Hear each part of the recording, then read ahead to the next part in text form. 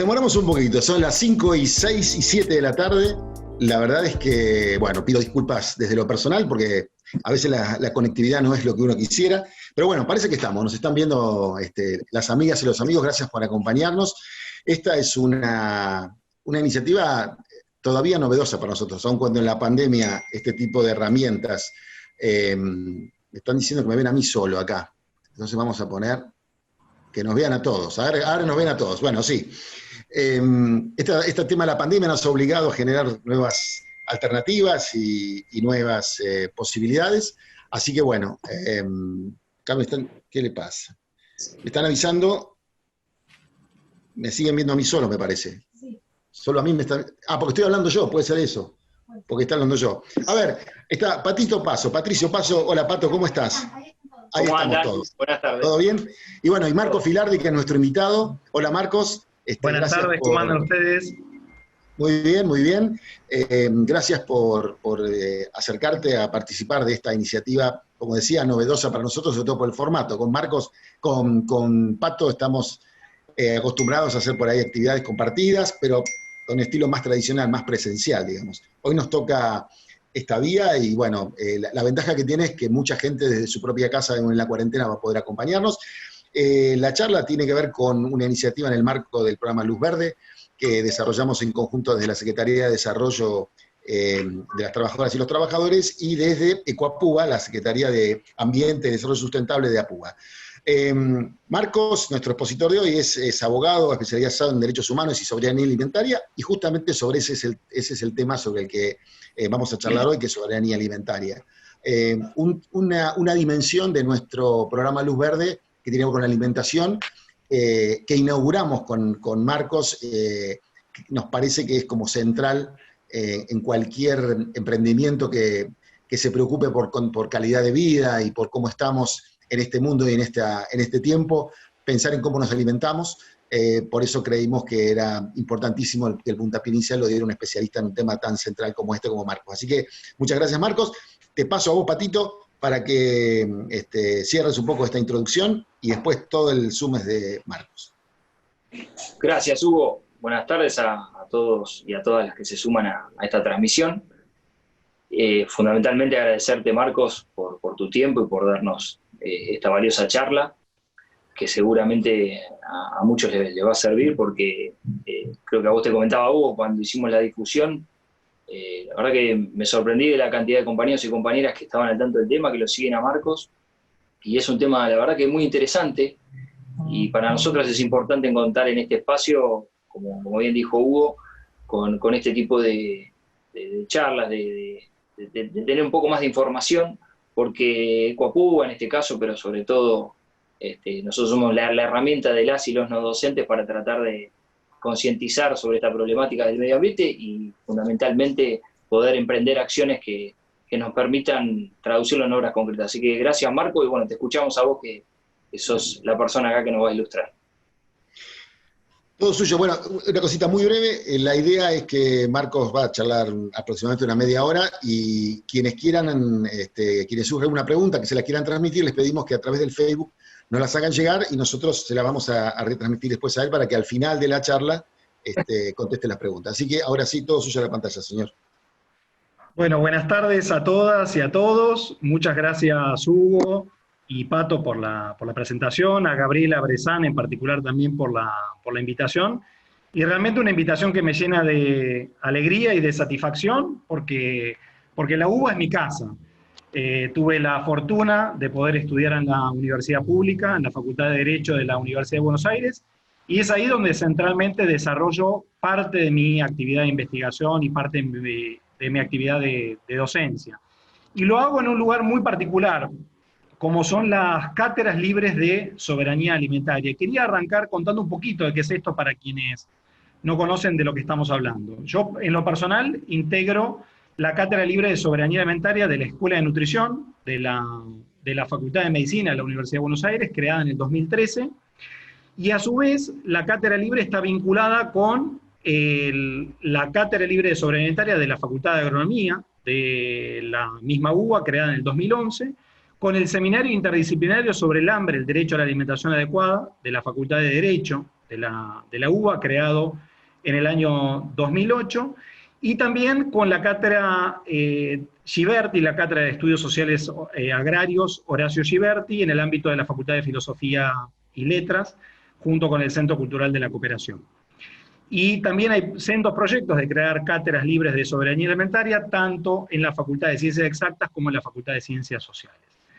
¿Y por qué es importante la existencia de una cátedra libre? Porque de alguna manera volvemos a enarbolar las banderas de la reforma universitaria del 18. La importancia de promover ese intercambio de saberes, no solamente con los estudiantes o graduados de una determinada carrera o una determinada facultad, sino abrir las puertas de la facultad para debatir de estos temas tan importantes, tan centrales con la comunidad. Entonces, el denominador común de todas las cátedras libres es que cualquiera sea su oferta específica, su propuesta específica, siempre está abierta a la comunidad.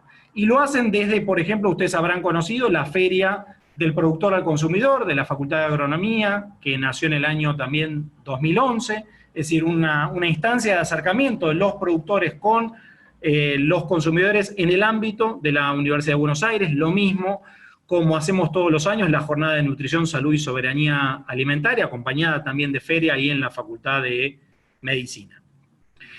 ¿Y por qué es importante que hablemos de soberanía alimentaria? Y sobre todo quería, a propuesta de lo que me decía Gabriela, hablar de la soberanía alimentaria como un verdadero paradigma. ¿Y a qué nos referimos cuando hablamos de paradigma?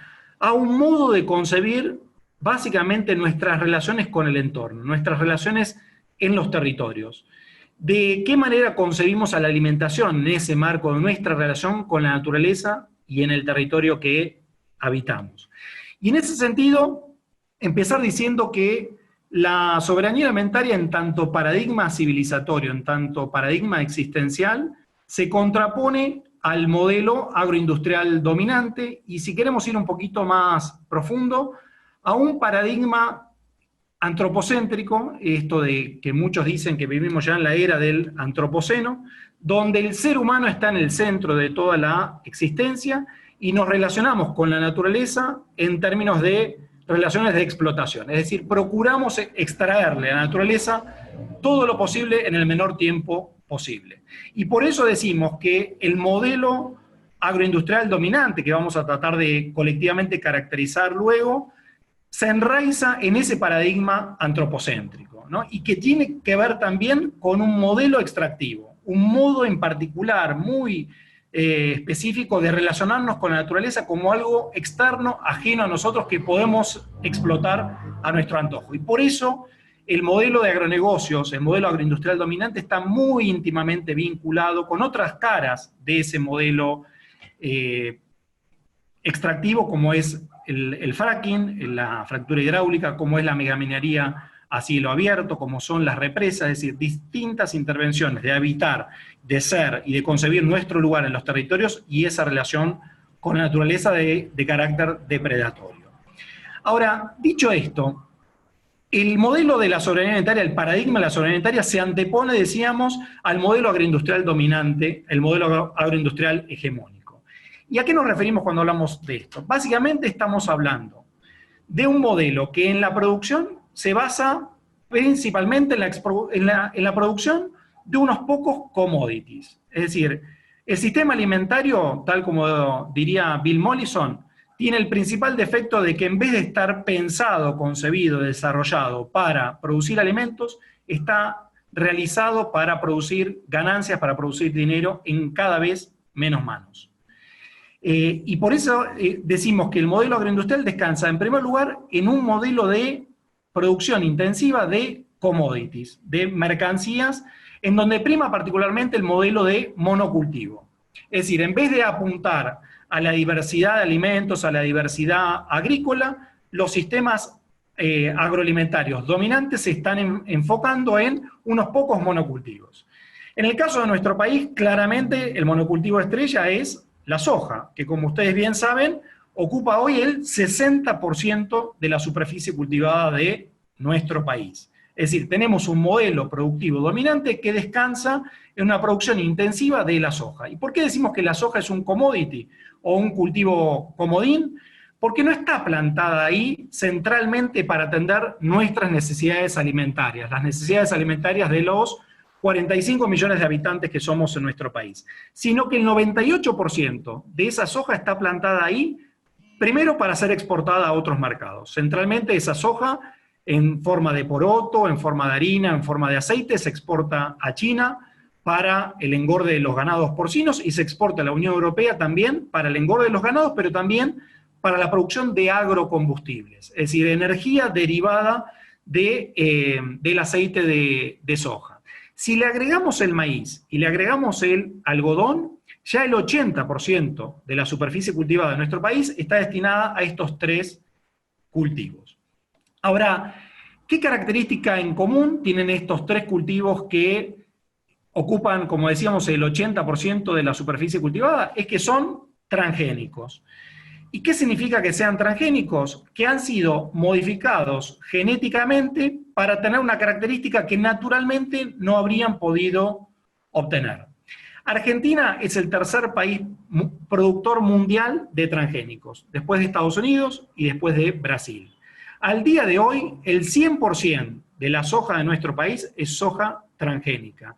El 96% del maíz es transgénico y casi el 100% del algodón es transgénico. Argentina, como tercer país mundial productor de transgénicos, le ha dado autorización comercial hasta el día de hoy a 61 eventos transgénicos, principalmente, como decíamos, de maíz, algodón y soja, pero también tenemos una variedad de alfalfa resistente al glifosato, tenemos un cártamo con expresión de quimosina, tenemos 2 papas con resistencias a virosis. Es decir, tenemos un modelo productivo dominante que descansa en monocultivos transgénicos. ¿Y transgénicos para qué? Transgénicos para que tengan mayor valor nutritivo, tolerancia a los cambios climáticos, mayor cantidad de vitaminas para contribuir a una mejor nutrición, que generan mayor potencialidad de rinde en esos cultivos. No, nada de eso. De esos 61 eventos transgénicos, 58 han sido diseñados en un laboratorio para tolerar la aplicación de distintos agrotóxicos, de distintos productos químicos que se usan en la agricultura asociados a esos transgénicos. Esto es muy importante que nos quede claro porque toda la tecnología en nuestro país descansa en este modelo productivo. ¿En qué consiste esa soja transgénica? Es una soja modificada en un laboratorio para tolerar la aplicación de un herbicida que inicialmente era el glifosato y que hoy es resistente a otros herbicidas como puede ser el glufosinato de amonio o incluso el 2,4-D, o que ha sido modificado, por ejemplo, el maíz para expresar una toxina, es decir, para expresar un poder insecticida que la planta naturalmente no podría expresar, como es, por ejemplo, la introducción de la partícula Bt. Entonces el maíz es resistente a ese Bacillus thuringiensis, lo mismo que el algodón. Entonces, ¿con esto qué quiero decir? Que la biotecnología todo el tiempo nos está queriendo vender la idea de que viene a traer innovaciones tecnológicas para mejorar la nutrición, para mejorar los rindes de los cultivos, cuando en realidad lo que ofrece en la práctica, en la realidad del mercado, lo que se introduce y lo que se cultiva, son eventos transgénicos tolerantes a agrotóxicos. Ahora, la soja estuvo siempre presente en nuestro país, y esto es importante. Los que tenemos unos cuantos años ya encima sabemos que no. La soja fue introducida en nuestro país en el año 1996. Fuimos muy rápidos en adoptar una tecnología que recién hacía su entrada en el mundo. En el año 95 se aprueba la soja transgénica en los Estados Unidos y ya en diciembre del 95 se somete a decisión de la por entonces Secretaría de Agricultura, Ganadería y Pesca, que en ese momento estaba a cargo de Felipe Solá. Entonces, en un contexto de pleno neoliberalismo económico y que luego vamos a conversar de esto también, entre otras cosas, de la introducción de una ley de educación superior que serias consecuencias tuvo para la formación superior en nuestro país, se introduce esta soja transgénica, que no fue debatida, no fue objeto de consideración por parte de los diputados, por parte de los senadores, sino que fue una semilla impuesta. En menos de 3 meses, en un expediente administrativo escandaloso, en su aprobación se le dio una autorización comercial a esa soja, que en ese momento ocupaba entre el 5 y el 8% de la superficie cultivada, y que hoy, como dijimos, ocupa el 60%. Ese pasaje de un cultivo, por entonces absolutamente marginal, ¿no? Se le decía soya, sobre todo en la provincia de Corrientes, en la provincia de Misiones, pasó a ser el monocultivo estrella del modelo productivo dominante, ocupando hoy el 60% de la superficie cultivada. ¿Se detuvo solamente en las fronteras argentinas porque tenía solo autorización legal para plantarse en Argentina? No. Cruzó por contrabando a Paraguay, cruzó por contrabando a Uruguay, cruzó por contrabando a Brasil, cruzó por contrabando al este de Bolivia, dando lugar, unos años después, a esto que una empresa química del sector, Syngenta, llamó la República Unida de la Soja. Fíjense que venimos hace poquito de celebrar los más de 200 años de historia, y en nuestro país, desde esa Revolución de Mayo, y fíjense en lo que nos hemos convertido, ¿no? En provincias de una hipotética República Unida de la soja, donde se cultivan más de 60 millones de hectáreas destinadas a este solo monocultivo destinado a la exportación. Ahora, cuando se introdujeron esos transgénicos, vinieron con dos promesas bajo el brazo. La primera era que eran necesarios esos transgénicos para alimentar al mundo. Era necesario recurrir a esas tecnologías para alimentar a toda la población mundial. Ahora, imagínense que si hipotéticamente como sociedad le hemos dado la licencia para probarnos esto, ¿qué ha sucedido?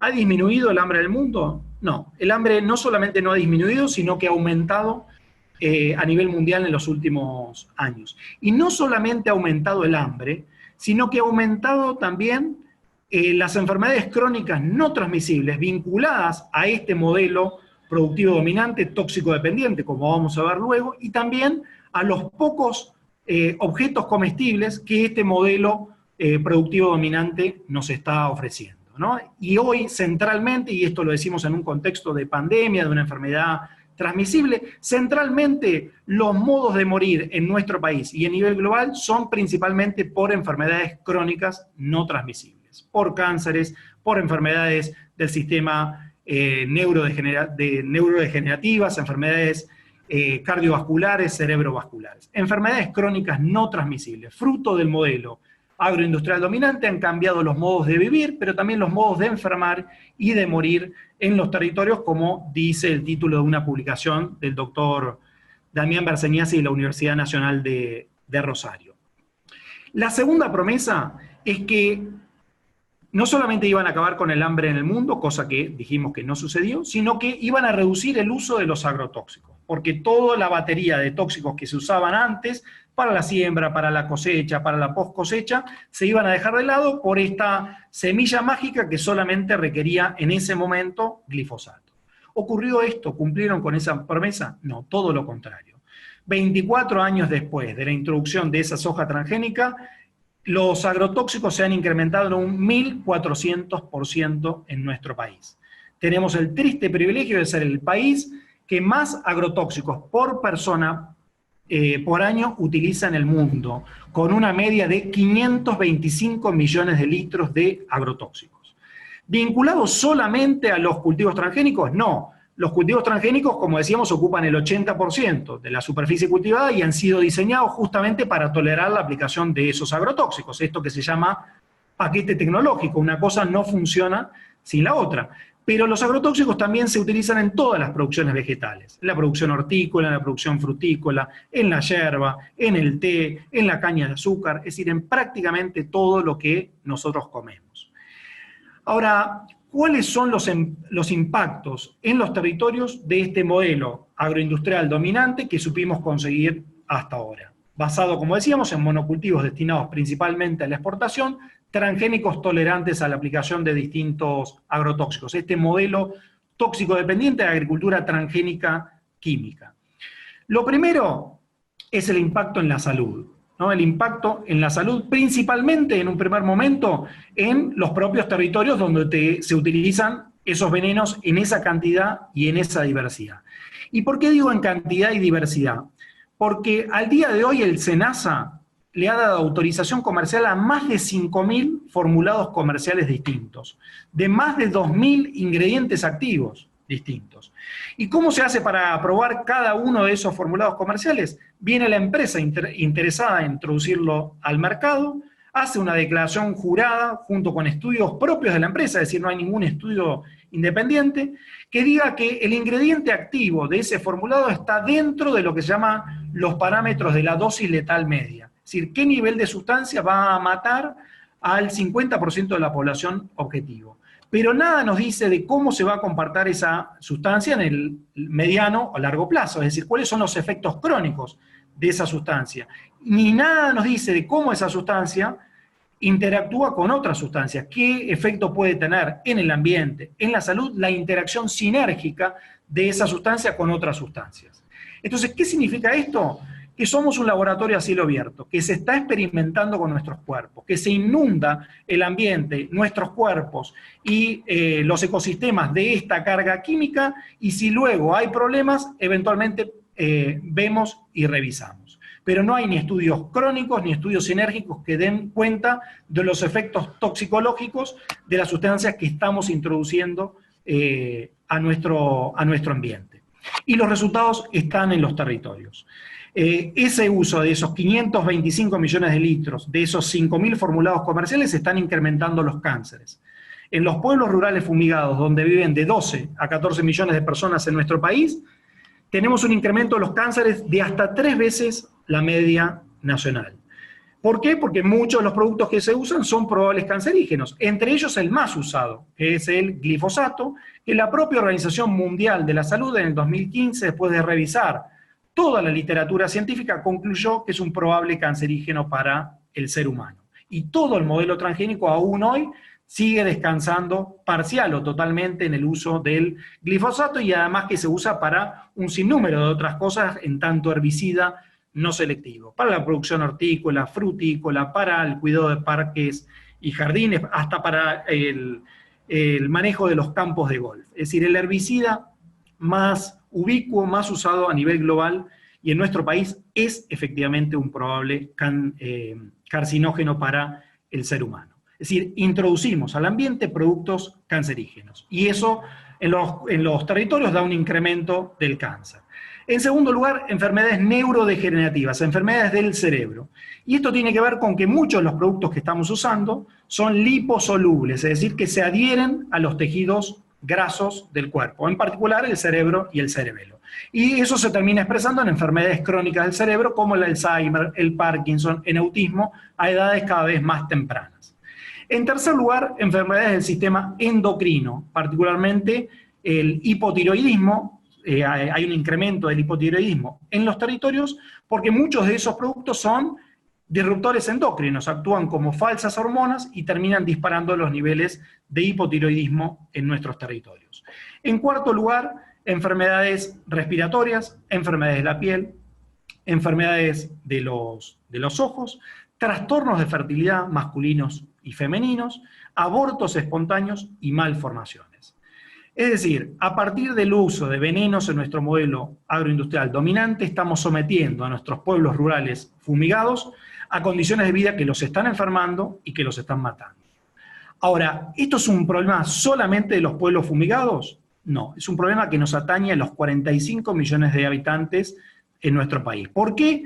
Porque esos agrotóxicos en esa variedad y en esa cantidad están presentes en el aire que respiramos en mayor o menor medida, en el agua que bebemos en mayor o menor medida y en los alimentos que comemos en mayor o menor medida. Entonces, estando nosotros en la ciudad de Buenos Aires, esos agrotóxicos también llegan a nuestros cuerpos y se incorporan a nuestros cuerpos a partir del aire que respiramos, a partir del agua que bebemos y a partir de los alimentos que comemos. Todos los estudios que se han hecho desde la ciencia digna de presencia de agrotóxicos en alimentos, podemos hablar con detenimiento luego si quieren, en agua, en aire, revelan la presencia de esos agrotóxicos que se incorporan a nuestro cuerpo y también en las ciudades nos enferman y nos matan. Entonces, serios trastornos en la salud como consecuencia de este paquete tóxico dependiente. En segundo lugar, no se nos ocurrió mejor idea, y voy a decir una cosa que tiene mucho que ver con lo que estamos viviendo hoy. Otro de los efectos de los agrotóxicos es que tienen un demostrado efecto inmunosupresor, es decir, deprimen o suprimen el sistema inmunológico, el sistema de defensas del cuerpo. Y fíjense cuán importante es esto, en un contexto de pandemia, donde nosotros estamos siendo más susceptibles, más vulnerables a distintas enfermedades, que luego podemos profundizar, por tener sistemas inmunológicos inmunodeprimidos, inmunosuprimidos, como consecuencia de la carga tóxica de venenos a los que estamos sometidos cotidianamente. Entonces, otra razón más para decir que si realmente lo verdaderamente importante es cuidar la salud pública, hay que tomar el toro por las astas y hay que efectivamente avanzar en una reducción y en una prohibición de los agrotóxicos que se usan en nuestro país, justamente para cuidar esos sistemas inmunológicos y para cuidar la salud de todas y de todos. No solamente eso, sino que, y esto está íntimamente vinculado, no se nos ocurrió mejor idea que destruir los bosques nativos para darle lugar al monocultivo de soja. Entonces lo que ocurrió es una extrapampeanización del modelo productivo. Ese modelo de la pampa se exportó al norte del país, principalmente, y eso fue a costa de la destrucción de los bosques nativos. Ahora, ¿qué es lo que nos proporciona un bosque nativo? Por un lado, biodiversidad agrícola, biodiversidad en todas sus formas, ¿no? Flora, fauna. En segundo lugar, oxígeno, ¿no? La fuente de generación de oxígeno, de ese aire puro que hoy tanto valoramos. Y en tercer lugar, la regulación de la humedad. Un bosque nativo en promedio absorbe 360 milímetros de agua por hora. Pero si nosotros desmontamos ese bosque nativo con estas tasas de deforestación de las más altas que tenemos en América Latina en nuestro país, para darle lugar al monocultivo de soja, el monocultivo de soja solamente puede absorber 30 milímetros de agua por hora. Y fíjense que hace unos años tuvimos la mitad del país bajo el agua y había un calco perfecto entre el mapeo de la sojización y el mapeo de la inundación, y sin embargo no se hacía claramente esa relación entre modelo productivo sojero, desmonte y inundación, en la que, digamos, se sumió gran parte del país con las tremendas consecuencias humanas, económicas y psicológicas propias de una inundación. Y también la destrucción de la biodiversidad hace que, al avanzar en las tasas de deforestación, y vinculado también al tráfico de la fauna silvestre, entramos en contacto también con especies animales que vivían en un ecosistema equilibrado, y que al entrar en contacto con esas especies animales, los virus y bacterias que viven junto con esos animales entran en contacto con los seres humanos. Y esto tiene mucho que ver con las enfermedades zoonóticas, que han sido gran parte de las enfermedades transmisibles del siglo XXI. Dejo en paréntesis la actual pandemia, porque todavía no está claro cuál es el origen concreto del COVID-19, pero lo cierto es que las últimas enfermedades zoonóticas tienen mucho que ver con la degradación ambiental en general, con la deforestación y, como vamos a ver luego también, con la intensificación de la producción animal, fruto de este modelo agroindustrial dominante. Entonces, destruimos biodiversidad, la farmacia del presente y del futuro, destruimos oxígeno, aire puro, destruimos la capacidad regulatoria de los humedales, de los bosques, de las selvas, de esa humedad, y generamos inundaciones. Al mismo tiempo, destruimos unos bichitos absolutamente esenciales para tener alimentos a futuro, como son los polinizadores. Las abejas, avispas y otros polinizadores que hacen esa tarea esencial de la polinización, de la que depende el 70% de nuestros alimentos para existir. Con la carga tóxica de venenos que estamos usando, estamos diezmando las poblaciones de polinizadores, y eso pone en serio riesgo la posibilidad de seguir produciendo alimentos a futuro. Como si esto fuera poco, no se nos ocurrió mejor cosa que hacer soja tras soja, ¿no? Cuando el monocultivo de soja cotizó lo que llegó a cotizar, hacíamos soja tras soja. Entonces, por un lado, desplazamos a la ganadería, ahora luego lo vamos a retomar, pero por otro lado fuimos degradando la calidad de nuestros suelos. Entonces fíjense que el incremento del uso de los agrotóxicos vino de la mano de un incremento, de igual manera, del uso de los fertilizantes sintéticos derivados de los combustibles fósiles. Entonces hoy tenemos suelos fuertemente degradados. Un estudio del INTA de hace 2 años reveló hasta el 50% de la pérdida de fertilidad en los mejores suelos del mundo, como son los suelos de la pampa húmeda. Ahora, ¿De dónde obtiene el alimento sus nutrientes? Del suelo. Un suelo sano da lugar a una planta sana, que luego da lugar a un animal sano, a un ser humano sano, a una comunidad sana. Un suelo enfermo, pobre de nutrientes, va a dar lugar a un cultivo enfermo, débil, un alimento que no alimenta, que no nutre. Entonces, todos los estudios que se están haciendo sobre cultivos revelan una notoria pérdida creciente del valor nutritivo de esos alimentos porque ya no tienen nutrientes el suelo para que esos nutrientes pasen al cultivo. Entonces, estamos diezmando la fertilidad de nuestros suelos y con cada poroto de soja que nosotros exportamos, tenemos que tener presente también que se va el agua, lo que Walter Penke llama el agua virtual, agua que se exporta, agua que fue necesaria para producir nuestros cultivos, y entonces tenemos un ascenso de las napas cada vez mayor. Y en segundo lugar, de los nutrientes. Con cada poroto de soja que se va a China, se van también los nutrientes de nuestros suelos necesarios para producir ese poroto de soja. Estamos desmineralizando, privando al suelo como organismo vivo de los nutrientes necesarios para seguir dando vida. Ahora, por todo esto nosotros decimos que el modelo agroindustrial dominante es un modelo ecocida, es decir, está generando un daño en los ecosistemas que es de imposible reparación ulterior.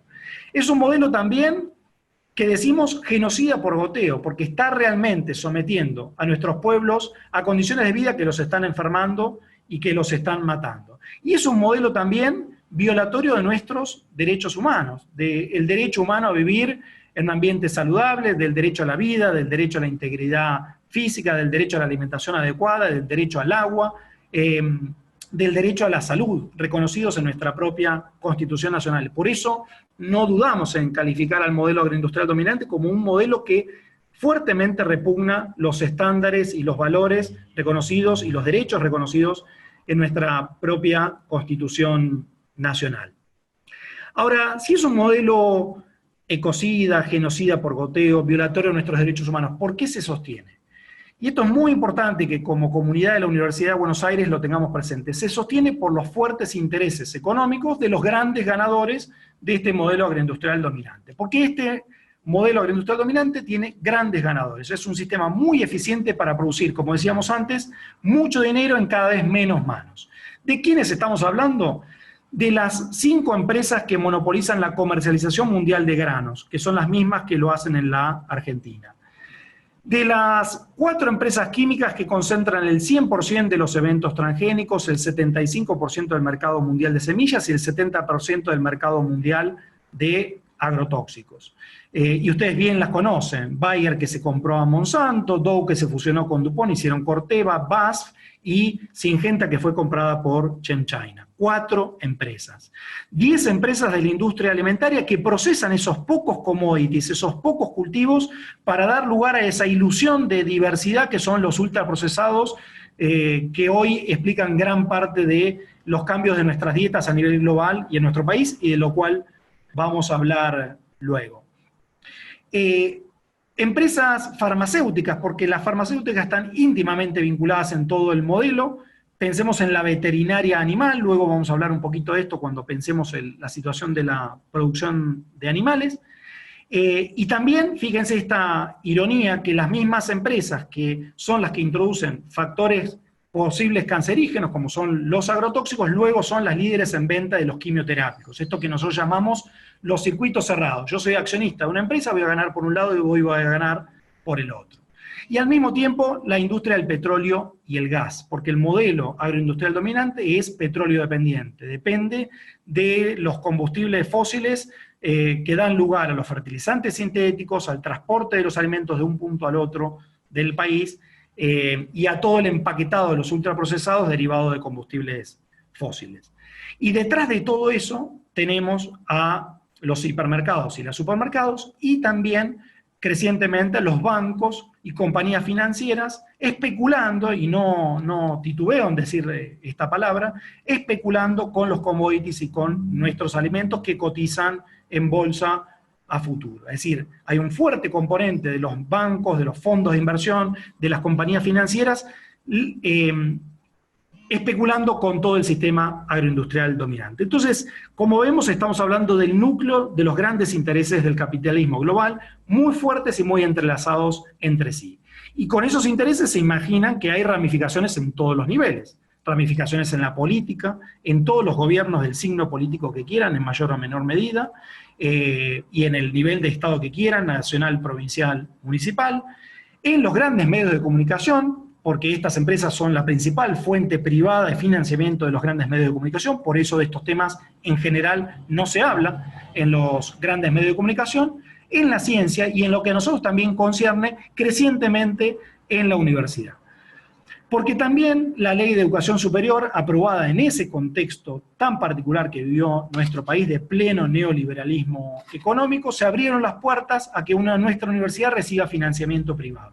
Y a partir de ahí se inició un proceso de creciente colonización empresarial de los discursos de las universidades públicas. Universidades públicas que deberían estar exclusivamente financiadas por el presupuesto general de gastos del Estado, es decir, por la propia sociedad, y estar al servicio de esa sociedad, ser usinas de pensamiento crítico y de extensión al servicio y de investigación al servicio de la sociedad, que empiezan a recibir cada vez más dinero de estas mismas empresas, ganadoras, legitimadoras del modelo agroindustrial dominante, y que van perfilando currículas y que van perfilando proyectos de investigación,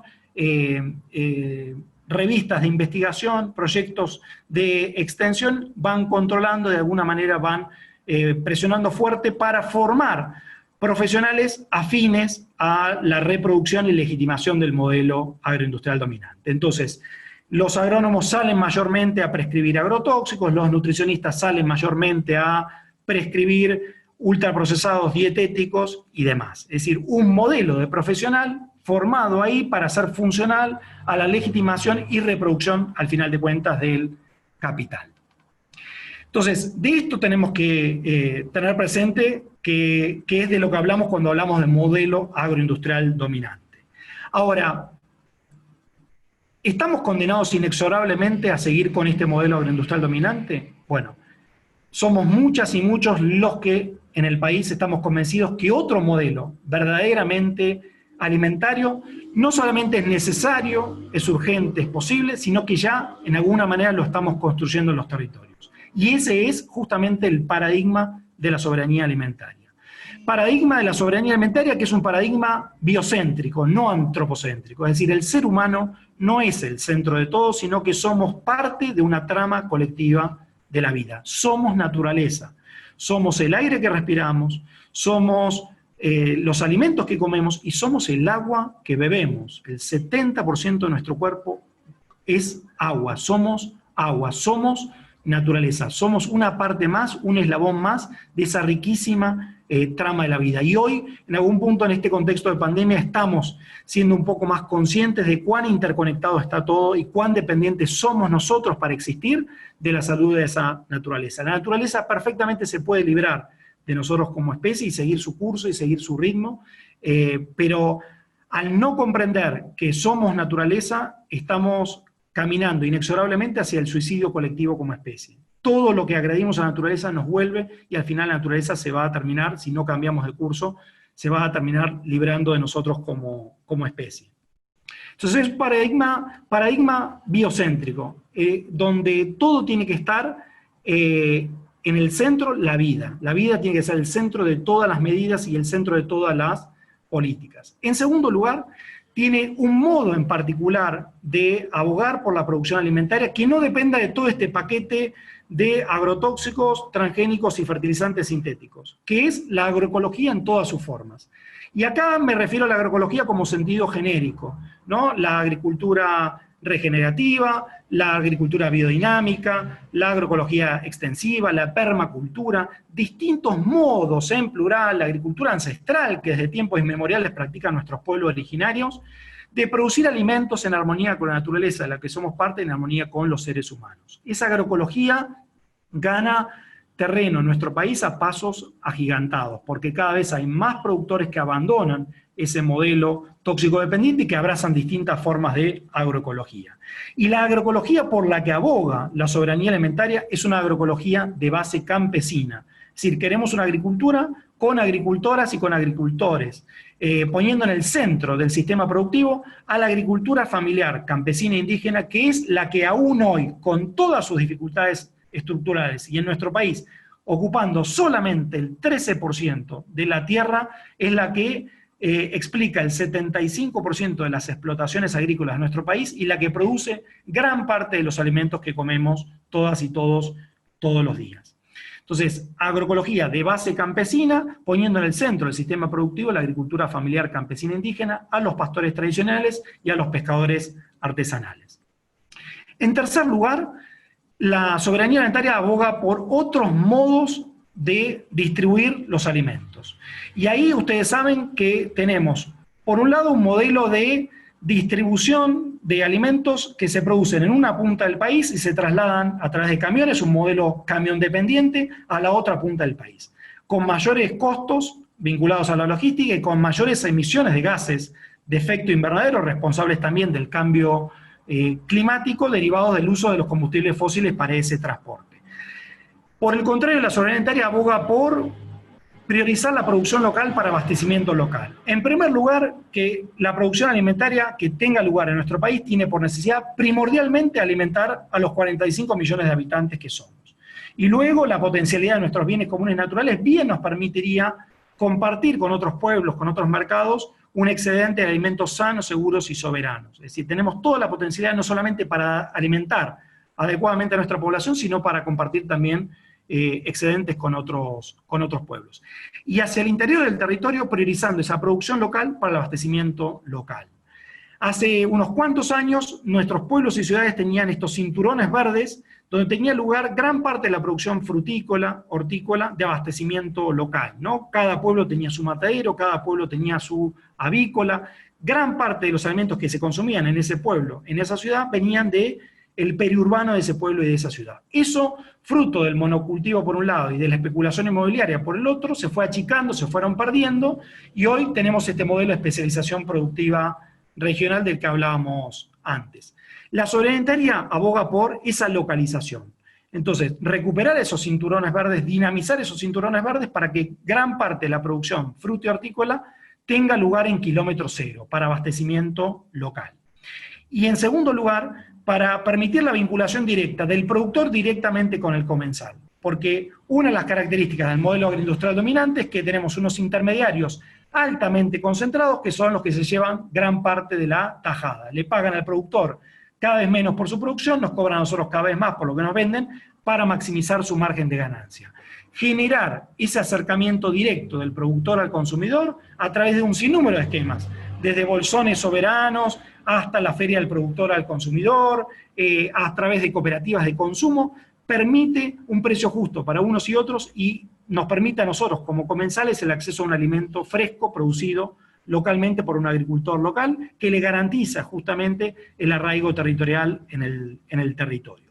Entonces, producción local para abastecimiento local y acercamiento del productor con el comensal, evitando el supermercadismo y los intermediarios clásicos de la cadena. Y la tercera pata fundamental del paradigma de la soberanía alimentaria es que nos invita a pensar, como les decía anteriormente, nuestras relaciones con la naturaleza. Y en ese sentido, pensar nuestros bienes comunes naturales. Tierra, agua, semillas, ¿en manos de quién y al servicio de qué modelo productivo? La tierra tiene que seguir concentrada en las pocas manos o tiene que estar en manos de quien la trabaje y de quien la cuide para producir alimentos sanos, seguros y soberanos para alimentar a nuestra población. El agua puede ser una mercancía como cualquier otra si somos agua y el 70% de nuestro cuerpo es agua. ¿Puede ser una mercancía privatizada o es un bien común, un derecho humano al servicio de la satisfacción de las necesidades de agua y de saneamiento? Las semillas, base de la reproducción de la vida misma, base de la cadena alimentaria, las podemos dejar en las manos de tan solo 4 corporaciones que van a poder decidir qué se cultiva, cómo, a qué precio, cuándo y para qué, o son patrimonio común de los pueblos al servicio de la humanidad y en consecuencia tienen que seguir libres de derechos de patentes, libres de derechos de obtentor, para que puedan seguir produciendo en los territorios alimentos sanos, seguros y soberanos para todos. Como ven, grandes debates que como sociedad nos tenemos que dar. En resumidas cuentas, de esto hablamos cuando hablamos de soberanía alimentaria. Por eso decimos que sin duda es un paradigma antitético, contrapuesto y superador del modelo agroindustrial dominante, y no dudamos tampoco en calificarlo como un modelo verdaderamente revolucionario, porque viene a traer un verdadero cambio profundo de paradigma, un verdadero cambio profundo de entender nuestra relación con la naturaleza y de entender nuestras relaciones de producción, de distribución y de consumo de nuestros alimentos. Y una palabrita final sobre el tema del consumo, porque también la soberanía alimentaria, como les decía, nos invita a pensar la alimentación no como una mercancía más, como cualquier otra, porque al final de cuentas necesitamos alimentarnos para vivir, y necesitamos alimentarnos bien para vivir una vida digna, una vida saludable. Y por eso el paradigma de la soberanía alimentaria entiende que la alimentación es un derecho humano. Y si es un derecho humano, y efectivamente lo tenemos reconocido en nuestra propia Constitución Nacional, el Estado en todos sus niveles, el Estado nacional, los estados provinciales y los estados municipales, están obligados a respetar, garantizar y adoptar medidas para hacer efectivo ese derecho humano a la alimentación. Y esto implica ser los garantes de la disponibilidad de alimentos, que haya alimentos suficientes, de la accesibilidad física y económica, de la adecuación, que sean buenos para comer y no solo mercancías buenas para generar dividendos para los accionistas, y que la posibilidad nuestra de alimentarnos no ponga en riesgo el ejercicio del derecho a la alimentación por parte de las generaciones venideras. Este modelo agroindustrial dominante viola nuestro derecho a la alimentación adecuada en todos sus niveles, porque en materia de consumo nos ofrece unos pocos monocultivos bajo el ropaje de un ultraprocesado rico en grasa, rico en azúcar, rico en grasas, rico en aditivos, bueno para vender, pésimo para comer, porque está asociado al sobrepeso y obesidad, que hoy es responsable del 70% de la carga de enfermedades crónicas de nuestro país. Hoy el 70% de nuestra población vive sobrepeso y obesidad y enfermedades crónicas no transmisibles asociadas a la ingesta de estos productos ultraprocesados. Y también, y con esto termino, una palabrita final sobre los modos de producción de carnes en nuestro país. Nuestro país pasó a tener sistemas mixtos, donde teníamos agricultura y ganadería a pasto, bastante virtuosas, porque en la misma chacra había un ciclo de nutrientes, donde la presencia de las vacas devolvía fertilidad al suelo a través del bosteo, y cuando no se nos ocurrió mejor idea que hacer soja tras soja, fuimos perdiendo ese círculo virtuoso, y no se nos ocurrió mejor cosa que encerrar a las vacas en los feedlots, en los engordes a corral. Y hoy el 70% de la carne que comemos en todo el país viene de estos engordes a corral, ¿no? Verdaderos campos de concentración donde las vacas están encerradas en una superficie muy pequeña, no comen pasto, sino que comen grano transgénico, maíz transgénico, soja transgénica, un núcleo de alimento balanceado, entre comillas, que entre otras cosas contiene antibióticos que pasan a las carnes de esos animales, pasan a las leches de esos animales y pasan al agua a través de la excreta de esos animales, que termina filtrando a las napas y que terminamos nosotros consumiendo, sin saberlo. Y eso se está cobrando la vida de 800.000 personas al año por resistencia bacteriana, porque el uso y abuso de esos antibióticos está generando resistencia bacteriana y ya no hay antibióticos suficientes para lidiar con esas bacterias que se hacen cada vez más resistentes. Y al mismo tiempo, esa intensificación de la producción animal, ¿no?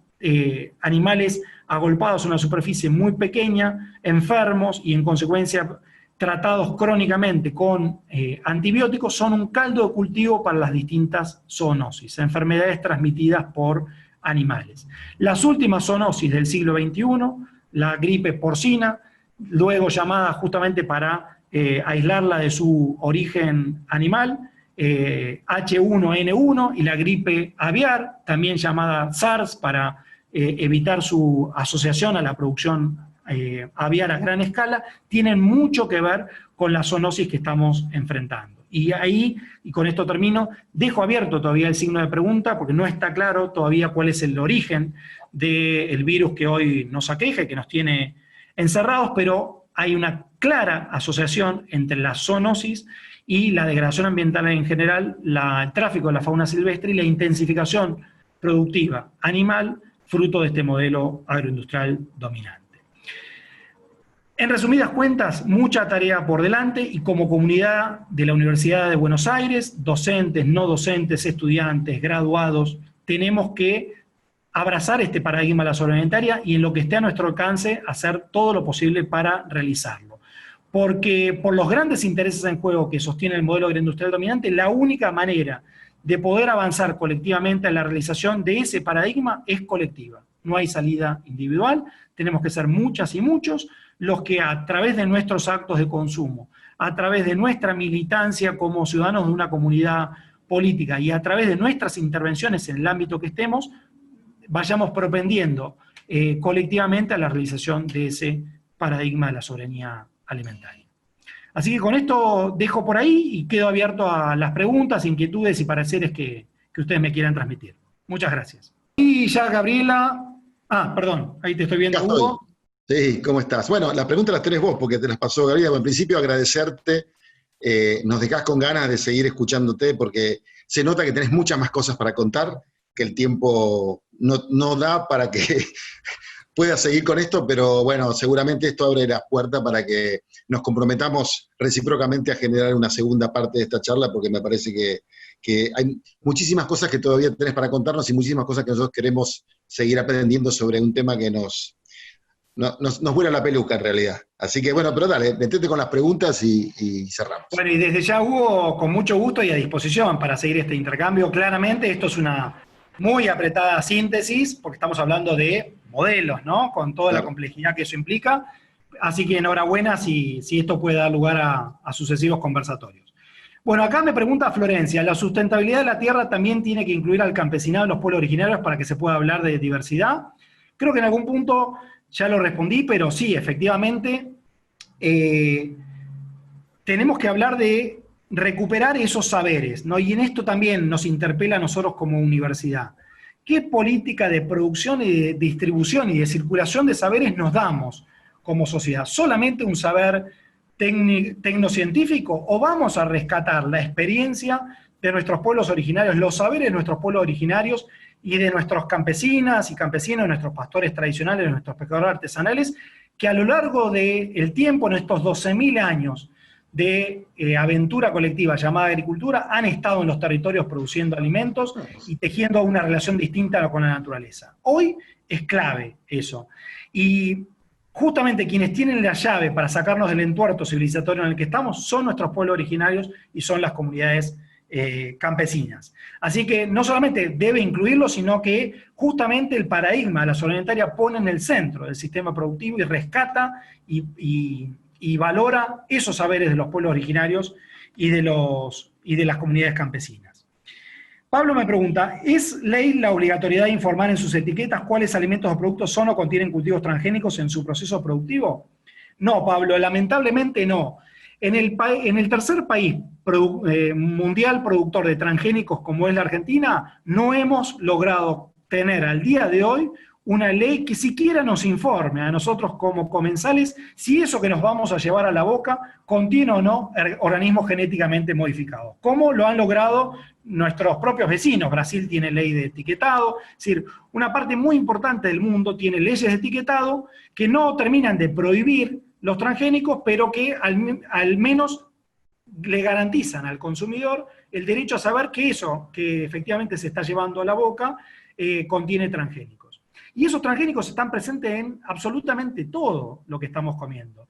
Sobre todo pensemos, por ejemplo, el maíz transgénico, todas las expresiones del maíz, ocultas y no ocultas, desde el choclo y la polenta y todos los derivados del choclo y del maíz en nuestro país, hasta pensemos, por ejemplo, el jarabe de maíz de alta fructuosa, que es el gran endulzante estrella de la industria alimentaria.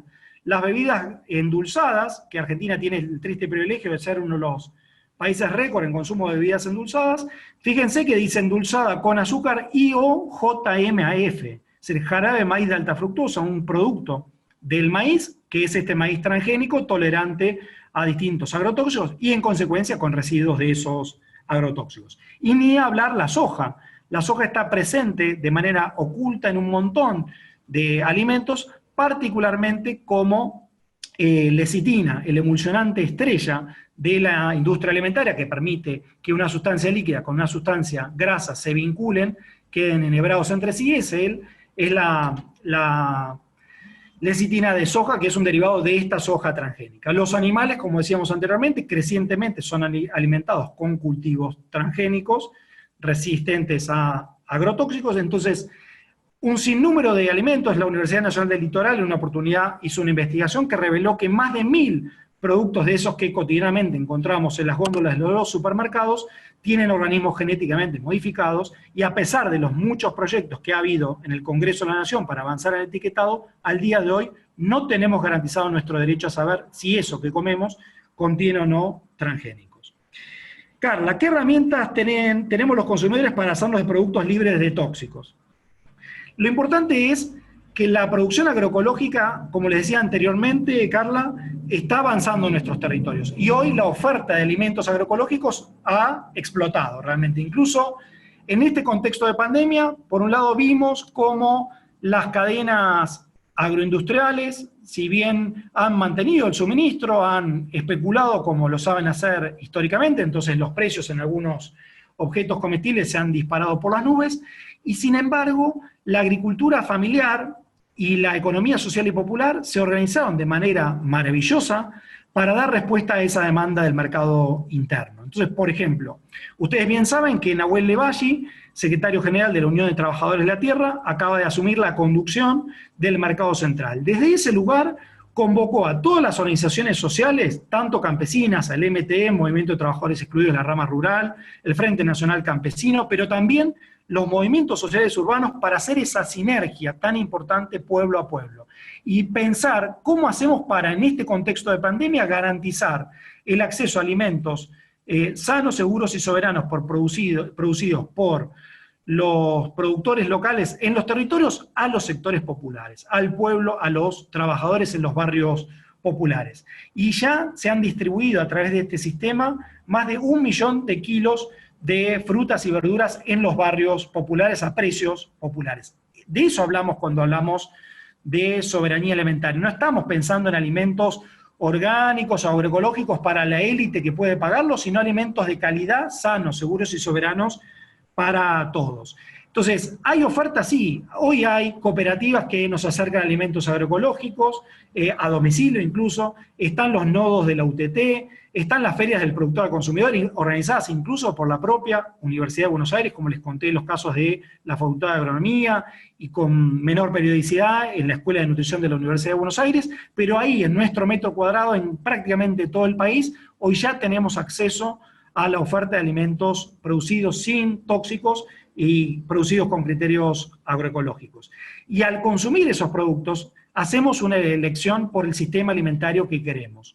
A través de nuestros actos de consumo, en tanto actos políticos, podemos decidir si ese dinero de nuestro poder de compra va a alimentar al agronegocio concentrado y al supermercadismo, o si queremos que vaya a la agricultura familiar y a la economía social y popular. Si le compramos una cooperativa, si le compramos una fábrica recuperada, si le compramos a la propia UTT, a la propia organización campesina. Entonces ahí tenemos un poder como comensales que tenemos que ejercer.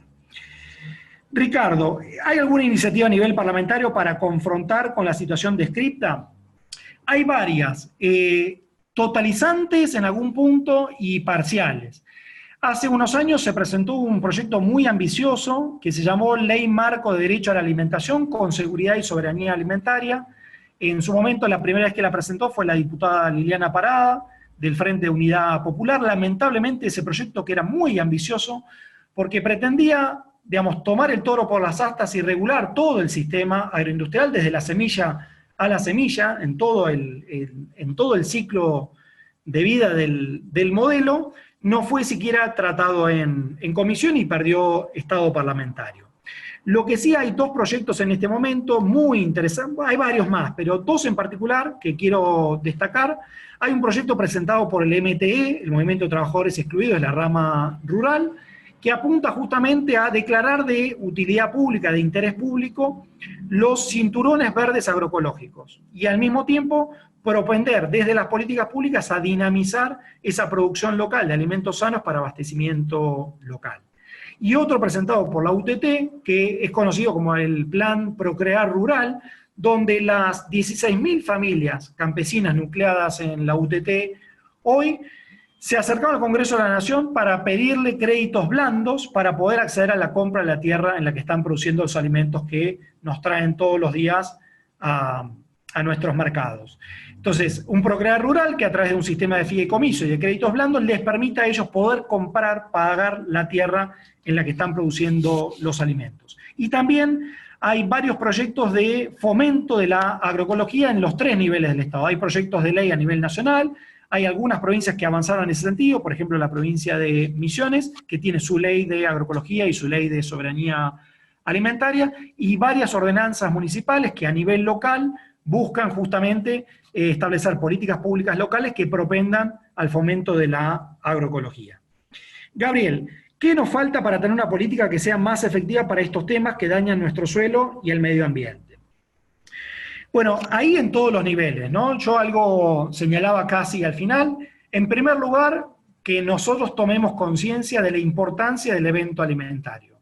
Ese evento alimentario que tiene lugar varias veces al día para quienes tenemos la fortuna de comer, ¿no? 1, 2, 3, 4 veces al día, empezar a hacerlo consciente. Eso que me voy a comer, que me voy a llevar a la boca, que al final de cuentas va a terminar definiendo quién soy, porque somos lo que comemos, como decíamos anteriormente, hacernos estas preguntas esenciales, reapropiarnos de ese evento alimentario. ¿Quién produce? ¿Cómo produce? ¿Para qué produce? ¿Para quién produce? Y segundo, como decíamos anteriormente a la pregunta de Carla, ¿estoy condenado inexorablemente a comer esto? ¿O tengo ahí en mi metro cuadrado al alcance hoy en todos los territorios de nuestro país acceso a otro tipo de alimentos, producidos por la agricultura familiar, producidos sin agrotóxicos, sin transgénicos, sin fertilizantes sintéticos, acercados a través de la economía social y popular? Entonces, no solamente hacernos esas preguntas esenciales para cuidar nuestra salud y la de los nuestros, sino también para pensar ese acto de consumo como un acto político que nos permita dinamizar otro mercado. Y en tercer lugar, sabemos que las opciones de consumo no van a terminar revirtiendo ese núcleo de intereses tan fuertemente concentrado del que hablábamos hoy. Por eso también interpelarnos en nuestro rol de ciudadanos que breguen y que empujen y que peleen y que luchen por otras políticas públicas que propendan a la soberanía alimentaria, en todos los niveles, desde lo más pequeño, desde el gobierno de la comuna, desde el gobierno local, hasta el gobierno provincial, hasta el gobierno nacional. El movimiento de la soberanía alimentaria, inaugurado por los movimientos campesinos, es decir, esto es una contribución del campesinado organizado del mundo en la vía campesina, y hoy abrazado por fuerza por los movimientos sociales, tiene que ser también abrazado por los sindicatos de trabajadores para lograr esa alianza, esa articulación, ese tejido pueblo a pueblo, urbano, rural. Esto es absolutamente central y por eso quiero especialmente destacar la iniciativa de esa convocatoria que en el ámbito del mercado central se está dando para justamente garantizar ese acercamiento pueblo a pueblo entre ese alimento producido por un agricultor local y un trabajador excluido o no, informal o no formal, en los barrios populares. De eso hablamos cuando hablamos de soberanía alimentaria. Y esto implica luchar por ese paradigma, ponerle el cuerpo en cada una de nuestras intervenciones. Y como movimiento que viene de abajo arriba, como el fuego que viene para calentar, como dice nuestra coordinadora Miriam Gorban y doctora honoris causa de la Universidad de Buenos Aires, empieza a tener expresiones en algunos gobiernos. Algunos municipios avanzan con algunas políticas, algunas provincias avanzan con algunas políticas, y hoy también, crecientemente, el gobierno nacional está abrazando este discurso y empieza a mover algunas fichas para ir en ese sentido, por ejemplo, con la designación de Nahuel Levalle a cargo del Mercado Central, con la inminente creación de la Dirección Nacional de Agroecología en el Ministerio de Agricultura, Ganadería y Pesca. Entonces, hay que jugar en toda la cancha, en tanto reapropiarnos de ese evento alimentario, en tanto nuestros actos de consumo, nuestros actos políticos, y también, y último término, en tanto miembros de una comunidad política para unidos, luchar por ese paradigma de la soberanía alimentaria. Viviana, ¿cuál es la diferencia entre agroecológico y orgánico? Bueno, Argentina tiene una ley que viene de los años 90, justamente a los que ya hemos aludido, una ley de la producción orgánica en nuestro país, que establece un sistema de certificación a través de empresas privadas. Entonces, prácticamente el último censo agropecuario habla de unas 1.400 explotaciones en nuestro país que se manejan con la agricultura orgánica según la ley de orgánicos. ¿Cómo funciona el sistema? Básicamente, el órgano de contralor, de fiscalización, es el SENASA, pero el SENASA delega ese poder de contralor y fiscalización en empresas privadas. Son 4 empresas certificadoras que lo que hacen es cobrar por esa tarea de certificación. Le van a cobrar al productor que quiere certificar su producto un porcentaje de la venta de ese producto certificado y al mismo tiempo el costo de esa certificación. Ese productor necesariamente lo traslada a precio y eso explica que muchas veces el precio sea mucho más alto que el de otros alimentos. Y centralmente el sistema orgánico de nuestro país, que Argentina es un jugador muy fuerte a nivel global en el mercado mundial de orgánicos, somos el segundo país en el mundo en superficie afectada a la producción de orgánicos y el 8º país en el mundo en producción de alimentos orgánicos. Lo que pasa es que el 98% de esa producción orgánica se exporta, es decir, está destinada a la exportación. Siempre decimos, las vaquitas orgánicas son ajenas, no son nuestras. Frente a eso, el modelo agroecológico, ¿no? El modelo agroecológico que va mucho más allá de la mera sustitución de insumos. Es decir, cuando hablamos de agroecología estamos hablando también de un paradigma productivo, pero paradigma civilizatorio, social, hasta espiritual en algún punto. Tiene mucho que ver con esa relación con la naturaleza y con el territorio que va mucho más allá de esa sustitución de insumos. Es decir, si yo soy un pool de siembra, ¿no? Financiado por un fondo de inversión, y simplemente hago sustitución de la química por productos de origen biológico, es decir, recurro a la misma Bayer, por ejemplo, para comprarle productos de origen biológico que me permitan el control biológico de las plagas, y eso lo destino a la exportación, eso no es agroecología. Eso es una mera sustitución de insumos, y hay que estar atentos a esto porque crecientemente se quieren apropiar del concepto de agroecología, y ya hasta BASF, una de las empresas químicas más grandes, empieza a decir que el futuro es agroecológico. Por eso, la agroecología, y esto hoy más que nunca es importante señalarlo, por la que aboga la soberanía es una agroecología campesina, poniendo en el centro de la agricultura, a la agricultura familiar campesina indígena, al servicio de esa soberanía alimentaria. Y también tiene un modo de validar esos procesos, en primer lugar, a través de la confianza. Si logramos ese acercamiento cara a cara, productor-consumidor, yo en lo personal no necesito una etiqueta. Puedo conocer ese campo, puedo conocer el lugar donde tiene lugar esa producción, tranquera abierta para ir y ver esos procesos. Y si eso no alcanza, lo que se está desarrollando en gran parte del país son los sistemas de garantía participativa. Es decir, vincular redes de productores, redes de consumidores o de comensales, como preferimos decirle, y de instituciones que hacen lo mismo que hace una empresa privada al validar esos procesos, pero de manera participativa y a un costo cero para el productor, de modo tal de que no lo traslade a precio y termine siendo un alimento accesible, porque eso es lo que nos interesa, que sea un alimento accesible para todas y para todos. Y hasta ahí creo que tenemos las preguntas, Gabriela. Marcos, buenísimo. La verdad que además las preguntas evidencian el interés que se le fue generando a todo el mundo escuchándote, ¿no? Así que volver a agradecerte a vos y a cada una de las compañeras y los compañeros que nos acompañaron en esta. Y bueno, el compromiso de volver a encontrarnos, porque la verdad que en esta tenemos que estar juntos y juntas y hay que volver a encontrarse. Así que abrazo grande a la distancia, Marcos, y nos veremos seguramente en poco tiempo. Muchas gracias a vos, Hugo, y también para quienes quieran profundizar en estos temas, que sepan que la propia Universidad de Buenos Aires tiene esas cátedras libres, abiertas a toda la comunidad, a la cual se pueden sumar. La cátedra libre de soberanía alimentaria en la Escuela de Nutrición, en la Facultad de Agronomía, con esa Feria del Producto al Consumidor, la cátedra de Estudios Sociales agrarios de la cátedra Horacio Giberti en Filosofía y Letras, que hace una programación una vez por año, y en breve también tendremos quizás las cátedras libres en sociales y en exactas. Espacios abiertos para construir saberes desde, junto y con la comunidad para ir a la soberanía alimentaria. ¿Alguna red social para pasar el chivo? ¿Tenés ahí a mano? Sí, la Cátedra Libre de Soberanía Alimentaria tiene una página en Facebook que se llama Cátedra Libre Soberanía Alimentaria, Escuela de Nutrición UBA, y ahí todos los días estamos compartiendo noticias y novedades vinculadas a la soberanía alimentaria en nuestro país. Y también la Cátedra Libre de Soberanía Alimentaria de la FAUBA tiene su página de Facebook y su página web, que es calizafauba.com, si no me equivoco, .com, también ahí presente. Bueno, muchísimas gracias. Al contrario, muchas gracias a ustedes por la invitación y ha sido un honor y una alegría.